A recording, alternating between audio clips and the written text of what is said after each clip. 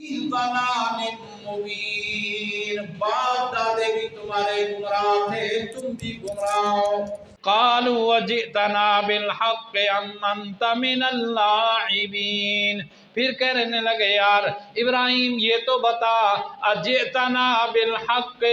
ام انت من اللاعبین، یہ ہمارے ساتھ تم مذاق کرتے ہو، ایسے باس مباحثہ چھیڑ دیا یا کوئی دلیل بھی لائے ہو، ہمارے باپ دادے کے پیچھے مذہب کے پیچھے پڑ گئے ہو۔ اللہ کے پیغمبر نے فرمایا بر ربکم رب السماوات والارض الذی فطرہن،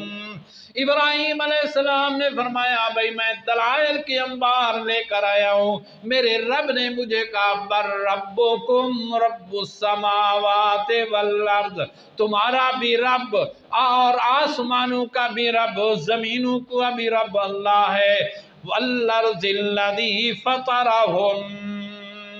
جو زمین و آسمان کو پیدا کرنے والا ہے وہ تمہارا بھی رب ہے، میرا بھی رب ہے، وَأَنَا عَلَىٰ ذَلِكُم مِّنَ الشَّاهِدِينَ،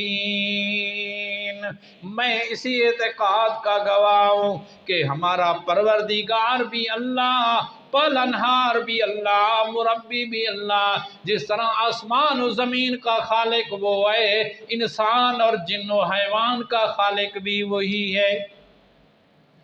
لیکن قوم بضد تھی، کیوں؟ اس لیے کہ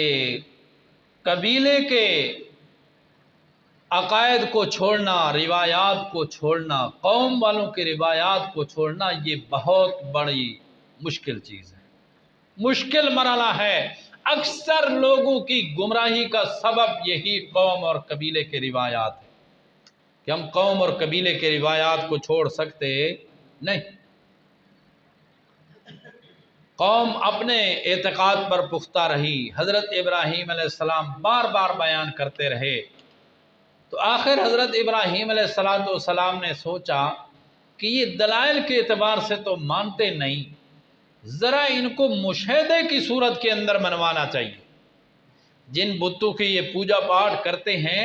اور کہنوں نے اور سرداروں نے، مولوی اور پیروں نے ان کے دل و دماغ کے اندر بٹھایا ہے کہ یہی سب کچھ کرنے والے ہیں،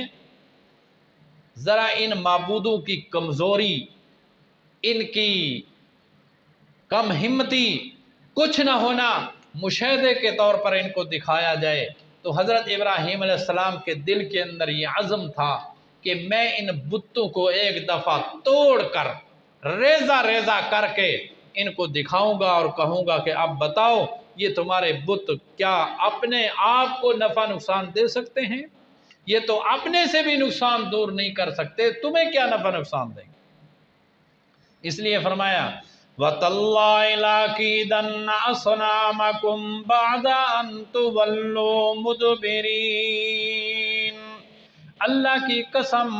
میں تمہارے بتوں کے بارے میں ضرور تدبیر کروں گا۔ یہ اپنے دل کا عزم کیا، اپنے دل میں فیصلہ کیا، یا بعض لوگوں کے سامنے اس کا اظہار بھی کیا، بعد ان تولوا مدبرین، جب تم پیٹھ پھیر کر جا چکے ہو گئے۔ ابراہیم علیہ السلام کے ذہن میں ایک زمانہ تھا، ایک وقت تھا جس وقت قوم عید منانے کے لیے،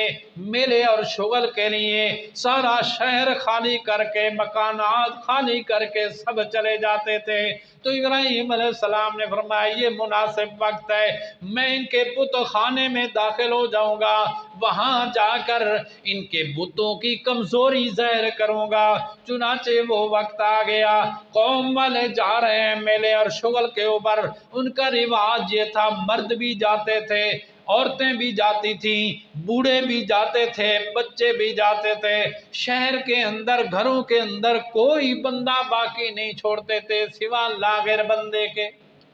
سارے لوگ نکل جاتے تھے۔ کیوں کہ مذہبی روایات تھی، شغل بھی ہوتا تھا، نذرانے بھی، کھانا پینا بھی مفت ہوتا تھا۔ جس طرح ہمارے ہاں یہ ماحول ہے کہ شغل اور ماحول اور میلوں کے اندر جانا ہو تو عوام کس طرح جاتی ہے، اور مساجد کے اندر آنا ہو یا درس قرآن سننا ہو یا اللہ اور اللہ کے رسول کی بات ہو تو کتنے لوگ آتے ہیں۔ یہ ہر زمانے کے اندر ہوا کہ ایسی چیزوں میں جو عام ہیں، جو دنیاوی چیزیں ہیں یا جہاں شغل ہیں اور مفت کھانے پینے ہوں،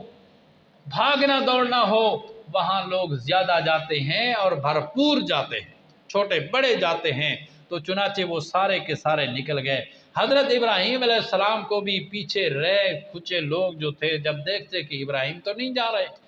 آپ کو بھی دعوت دینے لگے کہ ابراہیم ہمارے